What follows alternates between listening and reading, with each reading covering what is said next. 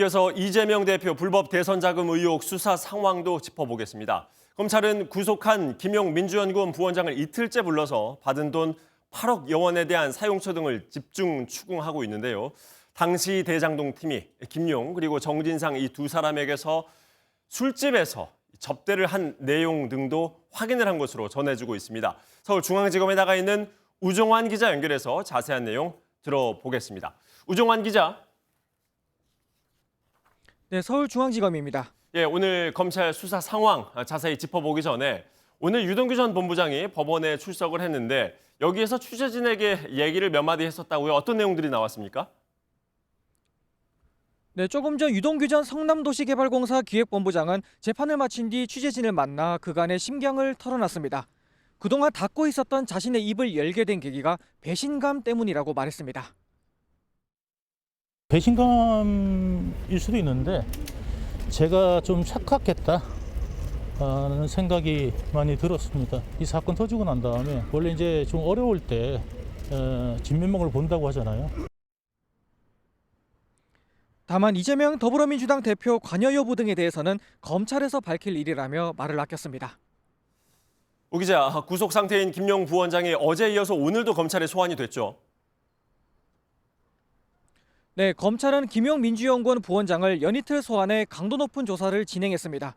이 김 부원장을 구속할 수 있는 1차 기한이 오는 29일 오전 0시, 즉 닷새 정도밖에 남지 않은 만큼 조사 속도를 올리는 모습입니다. 이 검찰이 집중적으로 들여다보는 건 남욱 변호사로부터 유 전 본부장을 거쳐 김 부원장에게 흘러갔다는 8억여 원의 전달 과정과 사용처죠. 특히 검찰은 대장동 팀과 김 부원장, 그리고 이재명 대표의 다른 측근인 정진상 대표실 정무조정실장관 접대 관계 물증도 확보한 걸로 전해집니다. 남 변호사가 자주 다니던 서울 강남의 한 유흥주점 종업원과 주고받은 문자 메시지 내역을 복구한 건데요. 지난 2013년 유흥주점에서 유 전 본부장이 김 부원장과 정 실장에게 술 접대를 하고 이 비용을 남 변호사가 사후 계산하는 내용이라고 합니다. 이른바 위례신도시 개발특혜 사건 공소장에도 관련 내용이 나오는데 당시 남 변호사가 여종업원들과 편히 술을 마시면 술값은 제가 결제하겠다라는 취지로 말한 내용이 등장합니다. 자, 우 기자, 김 부원장 줄곧 혐의를 부인해왔었는데 오늘도 입장 변화는 없겠죠?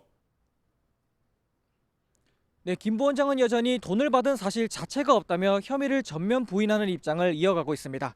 김 부원장 측은 오늘 민주당을 통해 이번 사건이 검찰의 사건 조작이라는 주장을 이어갔습니다.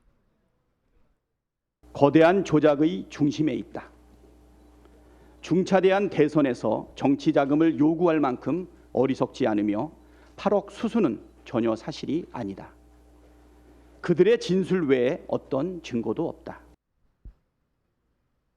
남 변호사 부하 직원 메모도 유 전 본부장에게 흘러간 과정만을 증명할 뿐 김 부원장에게 흘러간 증거는 되지 못한다는 주장도 나오고 있습니다.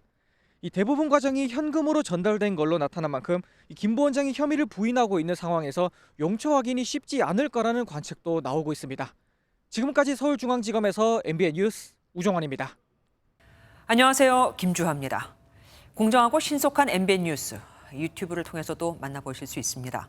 특히 더 많은 뉴스와 라이브를 보고 싶으시다면 오른쪽을 눌러서 구독하시면 됩니다. 어렵지 않죠? 빠르고 정확한 뉴스로 계속 찾아뵙겠습니다. MBN 뉴스를 시청해주신 여러분 고맙습니다.